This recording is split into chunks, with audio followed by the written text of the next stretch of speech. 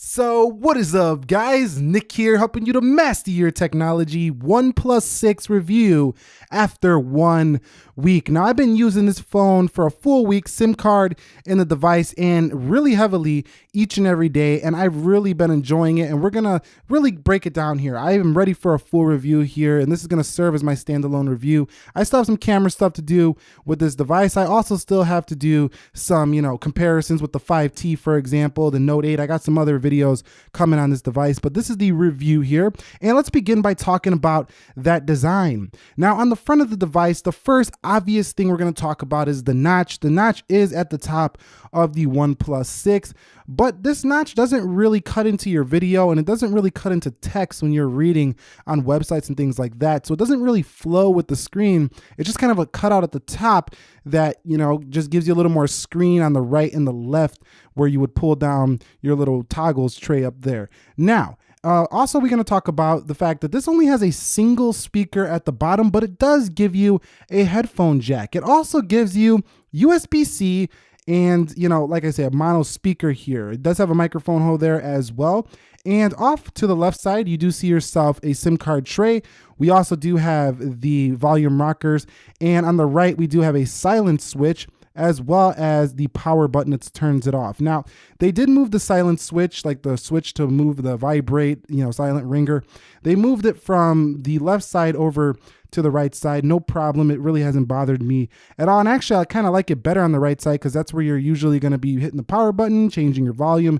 It's just a little bit more intuitive, I feel like. Now, because of the notch, OnePlus was able to stretch this display even further. So you have a bigger screen to body ratio here. As a matter of fact, it's 83.8 screen to body ratio, which is actually very high. I think it's a little higher than the iPhone 10, if I'm not mistaken. And also, you have a smaller bezel at the bottom now of the OnePlus 6. So this really does feel like a very immersive display on the OnePlus 6. Now on the back, it's just a very beautiful, shiny piece of glass on the OnePlus 6, and they moved the fingerprint down a little bit. It's not as high, and that camera's moved to the middle, so it kind of looks like a little bit like a Galaxy S9. I don't like the fact that they removed the swipe gesture on the fingerprint scanner, but we'll talk about that later, and the OnePlus logo is in the middle. Now at the top, there's really nothing to speak of but a little microphone hole and nothing else. Housed within that notch is a camera, and you do have an earpiece for, talking or hearing people talk on the phone. And also, this camera is what does the face unlock. There's no biometrics in this camera up here, no sensors like you see on the iPhone 10, so it's not super secure when it comes to that. But overall, that's the design of the OnePlus 6. To me, this is a mashup of the Galaxy S9 Plus and the iPhone 10 on the front, but not quite as nice as either of those phones, I think, on both, because the rear of the OnePlus, unlike the Galaxy, has a hump camera. So the camera's humped, unlike, the flat camera you see on the S9 Plus. Also, the fingerprint not as in quite an ergonomic location as I would say the, prior 5T. Then on the front, we don't have the full, screen to the bottom like the iPhone 10 has. So it's not better than I think any of those designs on the whole, but it kind of gives you the best of all of them mashed into one package. And then you got the software that's like the Pixel. So, you got Oxygen OS obviously on here, but it's very close to a Pixel. So very nice mashup of different phone ideas in one device, and it makes for a stellar experience. All right, so talking about the build quality, I've had it in a case for the better part of every time I went out. This does come with a smoked carbon looking color case, gray, in the box. So you do get a case. You don't have to buy one if you don't want one, but it's a rather flimsy, cheap case. So I would recommend you get one of those OnePlus series cases like I did. I got the nylon model. As a matter of fact, I'm gonna go ahead and put it on here so you can see how clean it does look in this OnePlus nylon case. It's really nice. And the other colors are awesome too. But yeah, they got some nice cases for this device. So I would definitely recommend picking up one of these to go along with your purchase. It still comes in at less than all those phones with a couple of cases added on. It's still cheaper than most other phones. So I would recommend that. Now, it doesn't have any scratches, but I did get a little nick here up at the top right corner on the aluminum. I bumped into something, and as you can see, I'm not sure if the camera's picking it up. Yeah, it is. Right there, you can see this little nick. I tried to wipe it down, but it's still there on the OnePlus 6. So it did get nicked up a little bit there, but you know what? It's my fault. I bumped into something, but that just goes to show that none of these phones are perfect, and you're gonna need yourself one of these, especially if you get this mirror black one, because This one is reflective as ever. This is just like the iPhone 7 Plus Jet Black in terms of reflection, and I didn't even like that one, so I'm not exactly sure why I picked up the mirror black. I should have known it was going to be pretty difficult to get shots of this phone on camera because it's so reflective. But they got that white model that's a little bit cleaner and probably a little bit, you know, nicer than this one in terms of not having that reflection and having to clean the fingerprints all the time. So on the front, it has Gorilla Glass 5. It's 177 grams, so it's about iPhone 10 weight, and you know, it has an aluminum frame. So overall, the build quality feels solid. I don't feel like it feels quite as premium as the Galaxy S9 or the iPhone 10, but it still feels premium than a lot of phones that are under its price point. So there's nothing in its price point that's really touching it in the build quality. So very nice build quality. I think it does need a case, as does all glass phones, but it should hold up well if you're deciding to get one of these and you're afraid about build quality. Just get a case, you'll be fine with the OnePlus 6. It also comes with a screen protector installed out of the box as well. So let's talk about that display. Now, the first thing I know a lot of people are gonna say is, where's that wallpaper from? This is from Owen Thompson from the United States. He did upload this photo to the OnePlus community, and I wanted to use one of these photos because it's nighttime, it's a sunset. It just kind of goes with the vibe of the time of this video that I'm launching this video. But if I hit wallpapers, what's really nice is that the OnePlus does feature like its little few wallpapers here, but the whole community is constantly uploading beautiful photos from their OnePlus 6, and you're able to download these and install them to your device. So if you love wallpapers, you don't even need a wallpaper app. You know, people across the OnePlus community are sending out wallpapers constantly.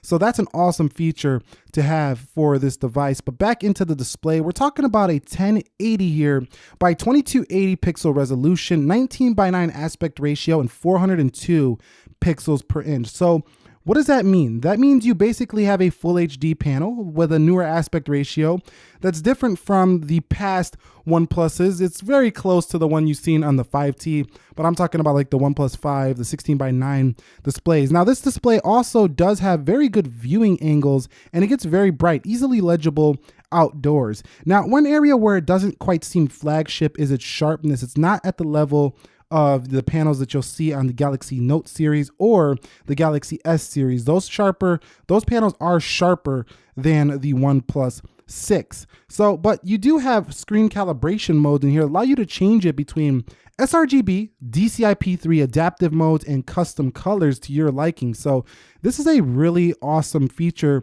to have. You can see if you look at the kid, or let's just go to something more colorful. Look at that cloud or the sky.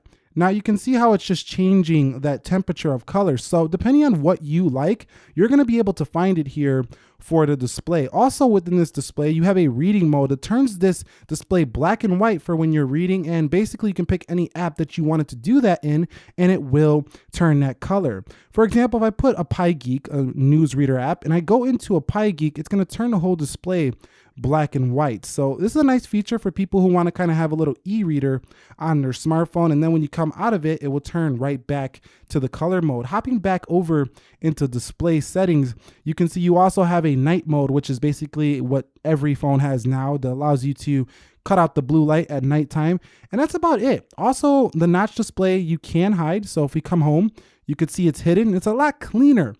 Overall, I think that this display is not only beautiful, it's also feature rich. So very nice display. I think that it just doesn't get the top honors because it doesn't have the highest resolution. But other than that, most people I don't think are gonna have a problem with it. And on a scale of 1 to 10, I think this is a solid 8 out of 10 when it comes to display, but a very strong 8, not a cheap 8, a very strong 8. All right, guys, so we have arrived at the software portion. Going down, you can see you do get Android 8.1.0 out of the box with Oxygen OS 5.1.5 skinned on top of Android. 8 gigabytes of RAM and 128 gigabytes of storage here for this device. Now, the software on here, you know, it's like a Pixel, but with a few added features in my opinion. Also, the icons are a little bit different. I still find the Pixel to be a little bit cleaner than Oxygen OS, but Oxygen OS adds a few things that make it still clean like a stock device, but gives you some things that you might be missing on that device.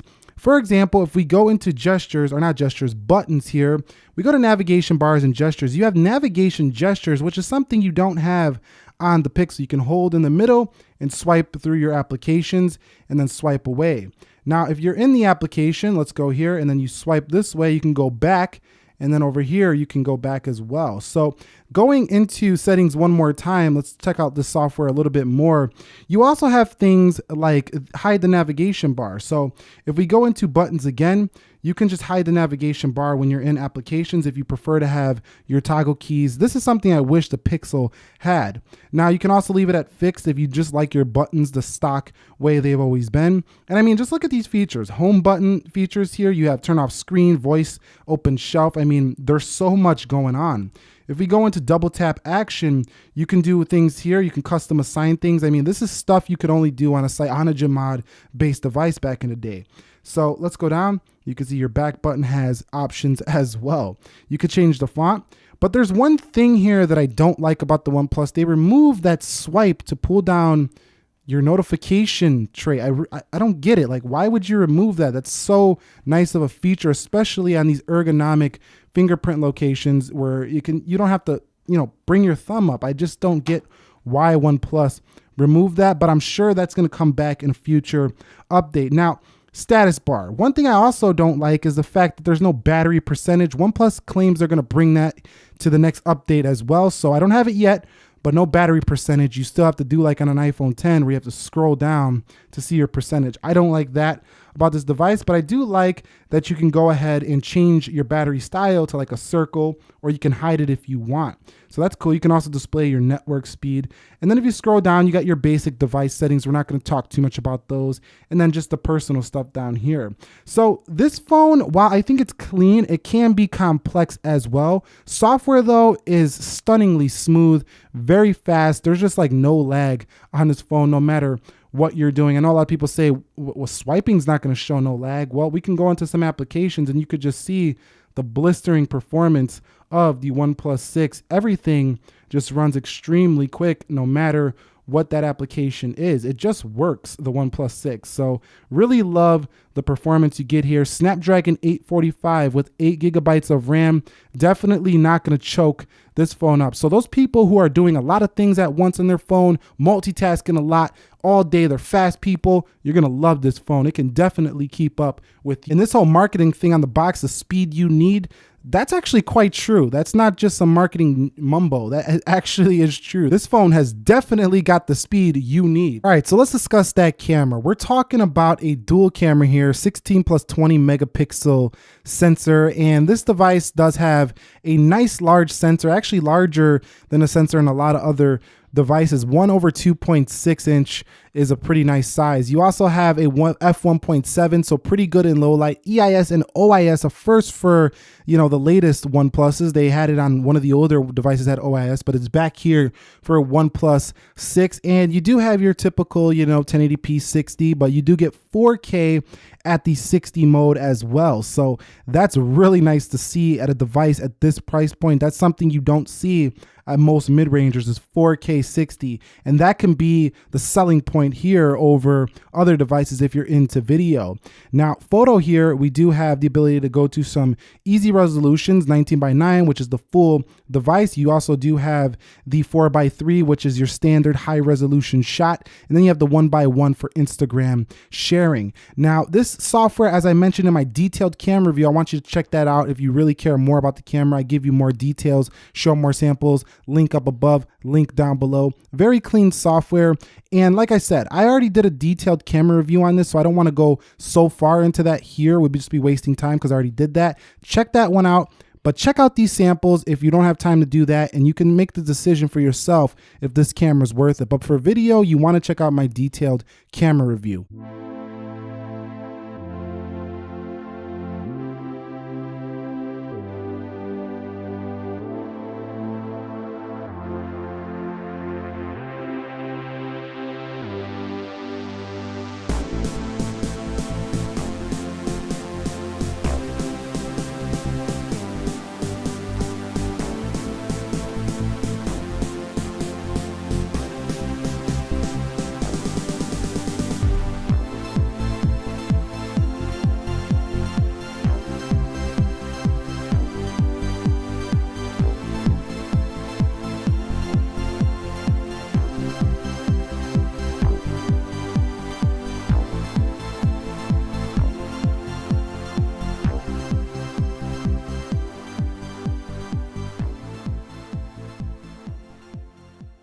All right, so I want to talk about storage on the device. 16 gigabytes I've used already out of 128, 116 gigs, and I used that many. Not all of them have been used. You do have to have a little bit of storage from the software. I had about 120 when I first got this phone, maybe a little bit more, but I don't find it to use that much storage when just taking photos. What I really wanted to bring this up for is the value proposition when it comes to that storage game here. We're talking 256 gigabytes of storage on the OnePlus 6 for $629. I mean, that is insane. That kind of storage for less than $700.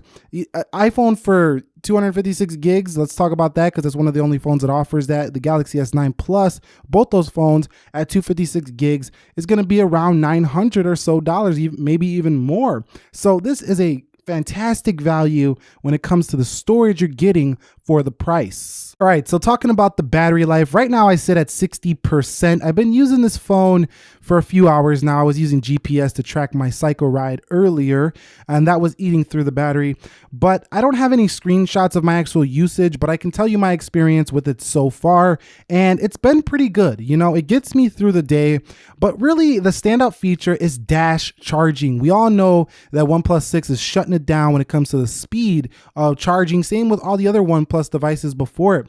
This phone just is very fast to charge. It's faster than the Galaxy S9 Plus. Now, there's only one phone that I've seen that charges faster than the OnePlus 6, and that's the Huawei P20 Pro. That supercharger is nasty. It's so fast, nasty in a good way. Not the nasty you're thinking about, nasty in a good way. So it's very fast. Now, the OnePlus 6 also doesn't give you wireless charging though, but has that really matter? Not to me, because wireless charging, number one, is not as fast as fast charging. It's not even as fast as standard charging. It's one of the slowest methods of charging. Number two, it creates another hassle in your life. You got to hold something, on your table or have another thing taking up space. It's not as, portable. Like a charger, you just plug in the wall, you just put it in charge, it's ready to go. With the wireless charging pad, you got to set it up, place it in the right spot, make sure that the phone contact points hit the wireless charging. Now, of course, the next OnePlus is probably going to have wireless charging, but I think you're going to be fine with that dash charger. That's going to impress you more than having the ability to place your phone on a pad. Now, I'm not saying that OnePlus shouldn't have included it. It would have been nice, but I'm saying that what they did include is enough for me at this price point. All right, guys, so we have arrived at the audio portion of this video. Now, the OnePlus 6 is a mixed bag, as I talked about last year with the Galaxy S8 Plus and prior OnePlus phones before it. This phone has a mono speaker, so that means one speaker, easy to cover. This is something that flagship phones have been going away from, and it's kind of understandable here for the price of this phone, but at the same time, they could even throw in even a cheaper speaker up here just to give it that dual sound. Now, I think that, having that one speaker definitely makes us feel like not the latest flagships, best phone of the year type stuff, but, it does have a headphone jack, so that kind of makes up for it. But again, I still would love to see, even if it's a cheaper, not quite as loud of a speaker as the other flagships, at least put one up at the top. So for me, it's a 50-50 when it comes to audio, but headphone jack lovers, you at least get to retain that on your device. But I'm gonna go ahead and test the speakerphone. Now, the audio in my particular video is not the loudest audio on any video, but I shot it at around in the 90s, like 95 or so decibels. So let's see what it does get. So let's talk about the improvements here. Basically, you have a dual camera here, 16 megapixel plus 20 megapixel. The megapixel count, so I maxed out there at 95, but I've seen it as high as 99, 100. It's a pretty loud mono speaker. It's not that low, so pretty good speaker. It's just, man, when you have one, you just really want two. That's just the way I can put it when it comes to the speakerphone on the OnePlus 6. Okay, so I've been making a lot of calls with this phone as well in the past week, and I have to mention call quality. Now, first of all, I don't really like the keypad on the OnePlus or the Pixel.